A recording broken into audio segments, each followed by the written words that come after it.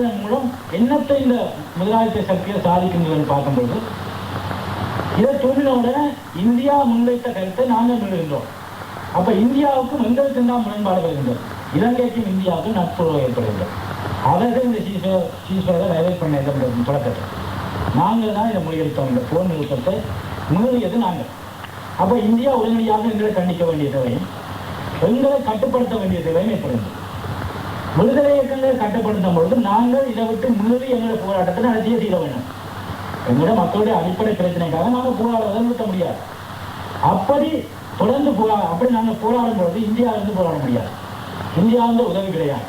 இந்தியாவுக்கு எதிரியாக நாங்கள் மாற வேண்டிய தேவை என்பது, நாங்கள் யாருடைய கையிலே போய் தஞ்சம் போக வேண்டிய தேவை என்றால் அன்றைக்கு எங்களுக்கு உதவி செய்ய கடன் நீட்டிக்கொண்ட வைக்கலாம்.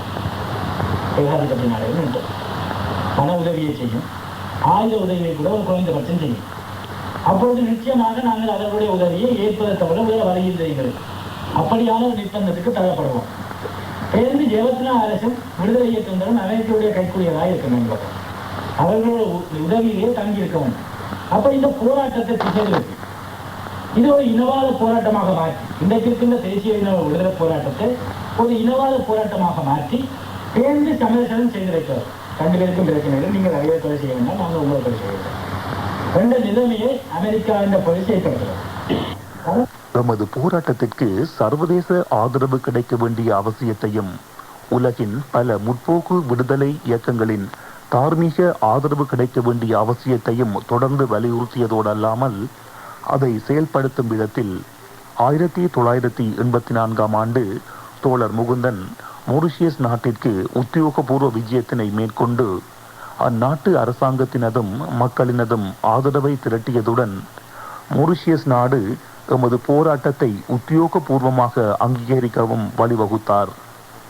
அத்துடன் பாலஸ்தீன விடுதலை போராட்டத்திற்கு முழுமையாக ஆதரவு அளித்ததுடன் கழக தோழர்கள் பலரை பாலஸ்தீன போராளிகளால் பயிற்றுவிக்கப்படவும் செய்ததுடன் பாலஸ்தீன தாபனங்கள் எமது போராட்டத்தை முழுமையாக அங்கீகரிக்கவும் காரணமானார். இவரது இந்த இடதுசாரி போக்கு தென்கிழக்காசிய பிராந்தியத்தில் இராணுவ தளம் தேடி அலையும் ஏகாதிபத்திய கழகுகளுக்கு ஓர் பேரிடியாக இருந்தது. இதனால் புரட்சிகர போராட்டங்களை முளையிலேயே கிள்ளி எறியும் வரலாறுகளை கொண்ட வல்லரசுகளின் கழுகு பார்வை இவர் மேல் விழுந்ததுடன் தமிழீழ விடுதலை போராட்டத்தை நசுக்குவதன் முதல் அங்கமாக பலியாக்கப்பட வேண்டிய புரட்சியாளர்களின் பட்டியலில் தோழர் முகுந்தன் முதன்மை பெற்றார்.